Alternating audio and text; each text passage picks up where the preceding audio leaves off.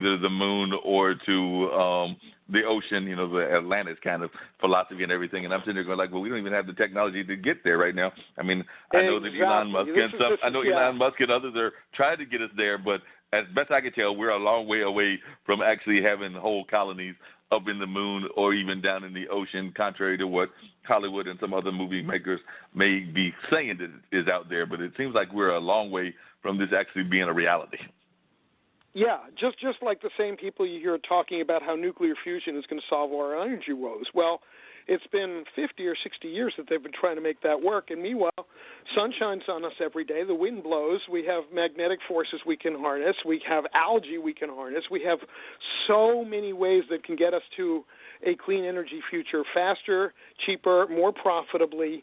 Why are we putting our hopes on these very exotic, not developed, and not necessarily safe technologies? I'm old enough to remember when nuclear power was being sold as the clean and green alternative, and we all know how that turned out for the people who live near Chernobyl or Fukushima.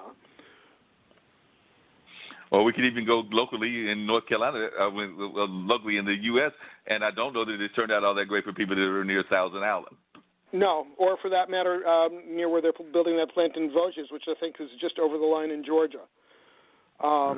It's a technology that should never have been. My first book was on why nuclear power is a terrible idea, and I updated it after Fukushima and found nothing to change my mind. There's absolutely no reason to go there, and it's just the U.S. government basically bribed and blackmailed private energy companies into developing nuclear power, saying that if they didn't, the government would, because they needed to justify all the resources that were going for atomic bombs. This is going back to the 40s and 50s. So these arguments made no sense at the time, and they make even less sense now when we have the good green alternatives. But let's just talk about how can we change the thinking about business? So many people think, business is always bad. It's like, and I come out of the progressive movement. I've heard those arguments my whole life. I, at one point, believed them. But I look at the really good companies out there. I look at a company like Patagonia that is not afraid to run an ad saying, don't buy this jacket because you might not need it. Or Ben & Jerry's, which has not only has it done things like employ people with mental disabilities in some of the scoop shops, but it is also, and they buy their brownies from Grayston Bakery, which you mentioned in the introduction, that hires all these unemployable people, and basically the only way you get a job at Grayston Bakery is to be next in line, and if you're next in line, no matter who you are and what you've done, you get that job, and you get training to make it work. And you get, all of a sudden, you've been, let's say you're an ex-felon, and you've been out on the streets and can't find work because nobody will hire an ex-felon, and all of a sudden within 2 years, you've got, I was a manager at Grayston Bakery on your resume. Your whole future is going to be real different. Huh?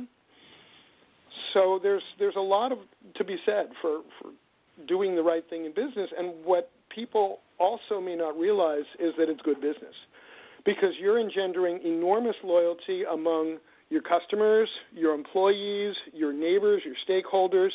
Everybody wants to see you succeed because they see you doing right and not just being only concerned about how much money is going to the bottom line at the end. And, if you've got a choice between, let's just say, buying a socially responsible ice cream, as much as ice cream with its high-fat content can be socially responsible, versus an equally good super premium ice cream with no politics, what you're going to support. You're going to put your money where your values are. This is why you've seen this enormous growth in things like fair trade coffee and cocoa and sugar, and the beginnings of a movement around fair trade fashion.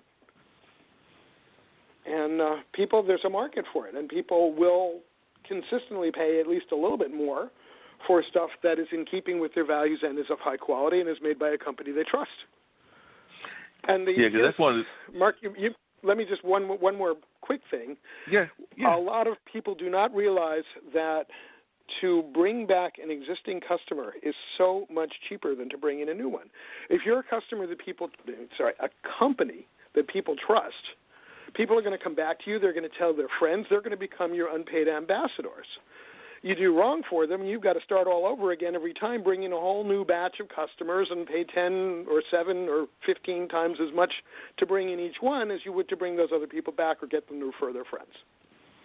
Because one of the arguments I've heard, and I agree with you, that sometimes you have to go to places that are going to be a little bit more expensive in order to live up to the principles and everything. But I do know that some of the arguments that people will give you, particularly like if you're going to the grocery stores, like, and I'll use the example of Whole Foods or Trader Joe's, that's the complaint that people will give you, is that they want to do more of that, but they're afraid that it is more expensive than they would go if they went to another chain and paid something that isn't necessarily as environmentally conscious, or at least the way that they tout themselves as being a little bit more environmentally conscious, because some of those we're not even sure about their environmentalism and how much lip service they're giving and how much they're actually doing. But that is kind of the running joke among some of the grocery store people. I mean, people that go to those grocery stores, is the whole thing of, like, you know, they call it whole paychecks and things of that nature. Paycheck, so, yeah. So what do you tell folks that are? There's plenty of ways to hold those costs down. Just as an example, up here in the Northeast, we have a brand of paper products, toilet paper, napkins, towels, called Marcal. Now, Marcal was really early to recycling. They started producing all of their paper goods with recycled paper in 1950. Now, in 1950, I was -7, okay? So they've been doing this for 70 years, and they are a price leader. It costs actually a lot less to buy a 4-pack of Marcal than a 4-pack of some other brands. And they're able to do this using basically New York City's junk mail as their main supply. And they've been doing it a really long time, but it was really interesting is they forgot to tell anybody for the first about 60 years of this. And then somewhere around 2008, they started really discussing it, and suddenly they became not only the price leader but a market leader. They were selling an awful lot more paper products once people realized that they were a socially conscious, environmentally conscious company. You can also, when you look at food, there is this wonderful movement called consumer-supported agriculture, CSA farming. You go, like we have a membership. We pay a few $100s a year, and every single week from early June until all the way through October, we go to the farm and we get our vegetables, and we don't pay anything for those vegetables because we paid up front. And we get, I'd say, well, we usually get probably 15 or 20 pounds a week at least. And so you figure 15 or 20 pounds of organic local food at someplace like Whole Foods, let's just say it's going to average you $5 a pound. So that would be $75 a week. So that means that our farm share pays for itself on about week 4. So there's, you know, a lot of ways you can do this that don't have to cost a lot. I mean, back in my 20s, I was writing books about frugality. And it's amazing how well you can live if you just know how to shop carefully and know what the ways to get a bargain are, and to do it in a socially responsible way. Like, I only buy fair trade chocolate. I will not buy a chocolate bar to bring into my house that doesn't have some kind of fair trade logo on it, because I don't want to be supporting child slavery in the Ivory Coast. But I have a discount store near me where I can get a bar of that for about $3, and I'm talking about a 3-ounce bar, or a 3.5-ounce bar. So that's not any more expensive than you're going to pay for a 3-ounce bar of Hershey's or Nestle's. Yeah, that's real true. And I know both me and Dean are both sports fans, different sports. I know he's definitely into football. I like football as well, but I'm definitely, I think, more of a basketball fan than he is, and a couple other sports like track and field. But I do know that just in reading and everything that there, I guess they still do it, but some of the big New York sports franchises and others were actually going around, and, you know, all those thousands and sometimes hundreds of thousands of people in those arenas, they were actually collecting some of that food that's left over in order to get it out to some of the people that are in low-income areas or poor areas, and like that, not just throwing this food away, because a lot of times that is total waste of food that we're just getting rid of, that is not going to help anybody. I mean, it's not even helping the animals. Yeah. It's not even going to them. And I know that they had... I talk about that in my TED Talk, actually, which the URL for it is up on my website at goingbeyondsustainability.com. And, roughly 30 to 40% of all food created in this country is eventually wasted, and that is criminal when people are starving, and people are starving in this country. So we have plenty of food to go around for everybody, but we've got some serious homework to do on the distribution and on getting rid of that waste. So all these programs to take like odd-shaped produce or stuff that maybe it's got a little dent in the can or that's past date but totally safe to use. It's good to get familiar with when does a date mean something and when doesn't it. Like you can buy yogurt that's 2 weeks out of date and it's probably not going to be good. But you can buy, I am a very big fan of Indian food, and we buy Indian hot sauces and we keep them in the fridge for literally years after their expiration dates, and they're totally fine. So you have to know when food safety is an issue and when things are just, the manufacturer thinks they should put a date on it because that way you'll buy it again. But because I just wonder about that, because you mentioned Indian food, and I eat some of that every once in a while. I have friends that are definitely Indian descent and of other Asian descent, so I don't eat it as much as I would like because it's very good food and everything, but just regular food like meats and peanut butter and cereals, I oftentimes see those dates, and I'm not going to lie, I sometimes panic and wind up throwing it away because I see that date and the date says that it's expired, and I'm sitting there going like, they know that was a month ago. I'm afraid that if I eat this meat and I live near Duke, I might be visited at the Duke Hospital. I'm not trying to visit them earlier than I have to. Meat is one of the foods you do want to be careful about. I would not eat meat that's seriously post-date.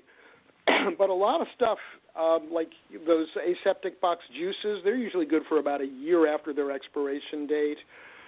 Cereal will get a little stale, but it's not going to hurt you unless you're putting it in a high heat area where it's going to get rancid. If you have no air conditioning, you're living in South Carolina, maybe not so much, but if you're in South Carolina, you probably have air conditioning. So, right. Everything, you just have to be an educated consumer here and know what is going to be good for a long time and what is not. And as I said, meat and dairy, animal products in general, you want to be at least a little careful. But the reality is you're going to open up that container of yogurt and you're going to smell it and you're going to see whether it's got any blue goo on the top. And you're going to know. And like speaking of blue goo, like cheeses, a lot of times you can scrape off the mold and you go 1/4 inch underneath and the cheese is fine. But also keeping in mind, whatever we don't get to eat, there's plenty of better places to put it than a landfill. You can, if you live in a rural area, you can find a pig farmer who will take your stuff. You can compost a lot of it, not meat. There's, a lot of, you can donate it to a food kitchen before it's gone too funky. When I was down on the border, one of the things that I did is I helped to do food prep for 1,000 of the refugees who are stuck on the Mexican side of the border one day. And one of the things I did on that shift was I had to clean some really funky heads of romaine lettuce. And some of them I was throwing away literally half the head, and some of them I just had to pull off 1 or 2 leaves. But, you pull off those leaves, you give it a really good washing down, and you have what looks like a new but small lettuce. So, and these were, if you opened up the crate, you would have said, these are totally gone. But they weren't. You just had to check them. I'm not necessarily advocating that you deal with spoiled lettuce, but what I am saying is that a lot of the things that we think are ready to be thrown out are actually not. And if they are, they should be composted so you return those nutrients to the soil. And none of this requires any great sacrifice. Here's a gift I have for your listeners. Okay. I have an ebook called Painless Green. It's got 111 different ways to save water, energy, and money. Most of them very easy and either free or very, very cheap. And it's a $9.95 ebook, and I'm going to give it away to anybody listening who wants it. And all you have to do is go to painlessgreenbook.com//Earth Day, painlessgreenbook.com/Earth Day, and put in Straight Talk when it asks you for a code. And you'll be able to download that ebook for free. Okay. So we've had our listeners heard that he is offering the book for free, and all you got to do is follow those directions that he just gave you. And if you flip back and listen and rewind, you can hear the